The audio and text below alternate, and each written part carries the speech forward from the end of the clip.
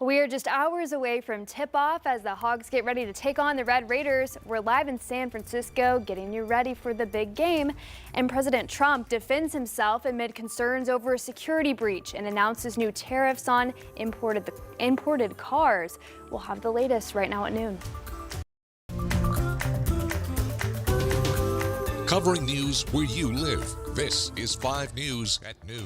Well, right now we're taking a live look in San Francisco where we are just hours away now from the Arkansas Razorbacks taking the court in the Sweet 16. And we're getting you ready for tip-off for tonight's matchup between the Razorbacks and the Red Raiders. Now, 5 News Sports Director Alex Stewart is live in the Bay Area right now with more on tonight's game. Alex, what's going on?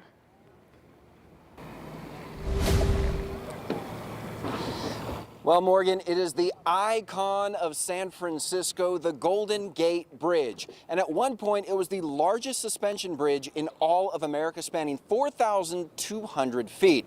Truly a marvel of engineering. But I can't stand here in the Bay Area and talk about marvels of engineering without mentioning John Calipari and the job that he has done with this Arkansas team to get them to the Sweet 16 that they will be playing in later tonight against the Red Raiders. Now, as tip-off approaches, I think it's important to go back over the journey so far. Cal was hired in April and had one player on the team. He then recruited one of the top classes and snagged a top portal group.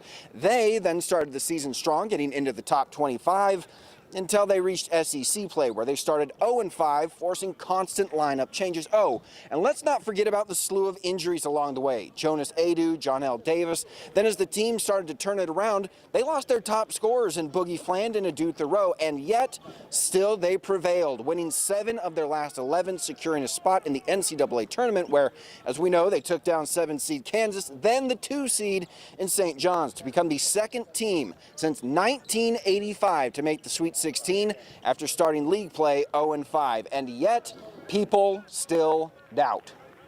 It's going to be a really hard game for us. But you know what? My kids, they've come through the fire, and my guess is they're other than a fan of Arkansas, no one's picking us to win the game.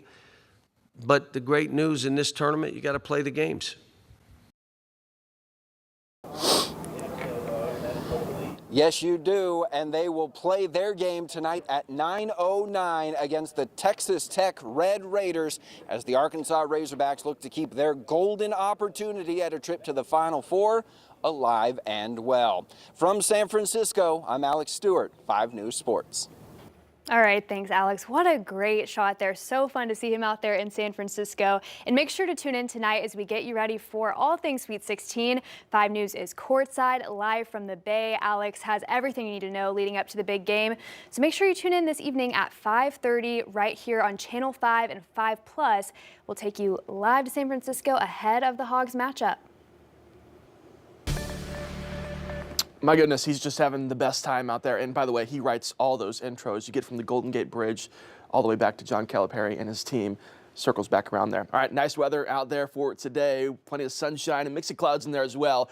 Daytime highs eventually going to reach up into those 80s. Right now, we're already sitting very comfortably into those mid to upper 70s out there. 77 there in Fayetteville, 77 in Fort Smith, 76 in Van Buren, and 74 out there to Clarksville, 78 in Charleston, and 73 there in Springdale. Overall, an amazing afternoon. And by the time we get late this afternoon into the early evening hours, it's going to be really nice outside and much warmer than even we were yesterday. Warm and sunny for today. Daytime highs in those 80s. Tomorrow, we're seeing an increased chance of those scattered showers really throughout most of the day. I think daytime highs stay right around those upper 60s, low 70s for most of our Friday, and most of it's going to be pretty rainy as well, so enjoy the sunshine we have out there for today. By the time we get to the weekend, again, especially on Sunday, that's that target time that we're thinking of some storm chances back into the forecast. We are still have a lot of uncertainty about the exact timing and if those storms really fire up over us or further out towards the east, but we are expecting expecting Sunday to be the prime day to have all those ingredients.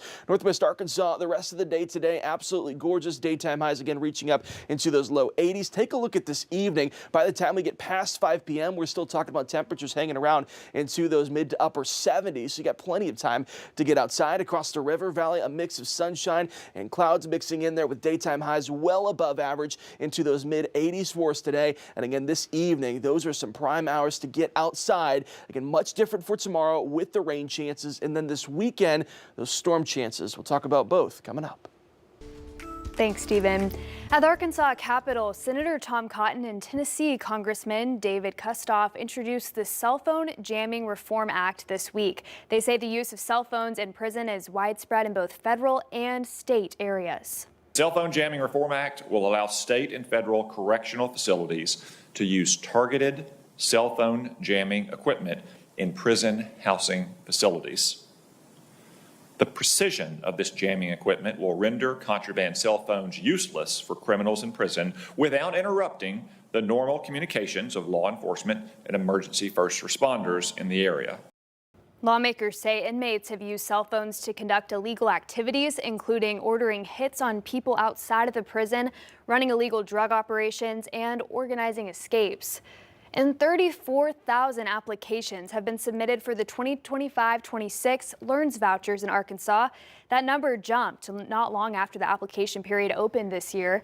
EFAs, or school choice vouchers, were first introduced by the governor's Learns Act. The vouchers allow students and their families to fund their chosen education options, which could include public, private, parochial, or homeschool education. There's also a high retention rate reported for this program, with 90% of students renewing their EFA account for the next school year.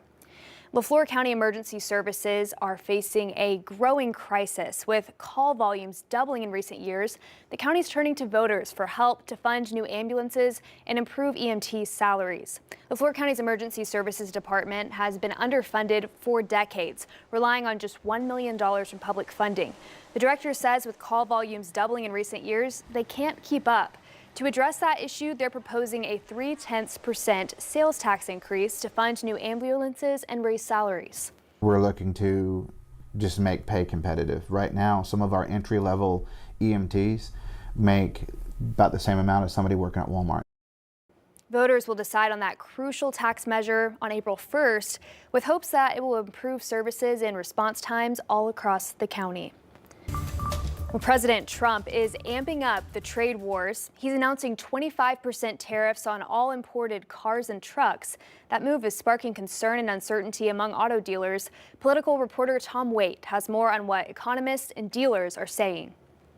What we're going to be doing is a 25% tariff on all cars that are not made in the United States. President Trump ramping up the tariff trade war, fulfilling a campaign promise, one he claims will spur auto companies into manufacturing their products in the U.S. Business is coming back to the United States so that they don't have to pay tariffs. This will continue to spur growth like you haven't seen before. The 25% tariffs are set to go into effect on April 2nd on all vehicles assembled in other countries and on all parts made in other countries and imported to the U.S. The White House claims the import tax will bring in an additional $100 billion to the U.S. economy, but most economists disagree. They say consumers will bear the costs of the tariffs. According to Cox Automotive, the average car could cost $6,000 more if built in Canada or Mexico. Jessica Caldwell is an analyst with Edmunds. And I think anybody that is having to repair their vehicle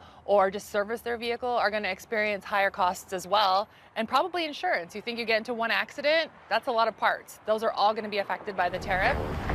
So what could the tariffs do to the price of your next new vehicle? Well, it all depends. Let's look at the Toyota RAV4. That's the top-selling vehicle here in California last year. If it was assembled in Japan, Mexico, or Canada, you could pay the maximum tax, 25%. but you won't face the maximum tariff if your RAV4 was assembled in the U.S. Many are built in Kentucky. The RAV4 may still cost more than it does now if it contains parts that were made in Japan, Mexico, or Canada, because imported parts also face new tariffs. Southern California auto dealers like Brandon Wishengrad are stocking up. His inventory will last him 3 months. He spoke with CBS News correspondent Carter Evans. If a customer comes in now and says, how long are the prices going to be steady on these cars, what would you tell them? It's tough to say. We know just as much as anybody else does. President Trump continues to downplay the growing concerns stemming from The Atlantic's editor, Jeffrey Goldberg, being mistakenly added to a group chat on Signal, where top Trump officials discuss sensitive military operations. Goldberg has published more messages from the chat, including some where Defense Secretary Pete Hegseth detailed the specific times F-18 fighter jets would launch to strike a target terrorist. They're saying nothing happened. I'm saying that this represents a serious breach in national security. CBS News has learned the top Republican and Democrat on the Senate Armed Services Committee are pushing for a classified briefing and expedited Inspector General report on the incident.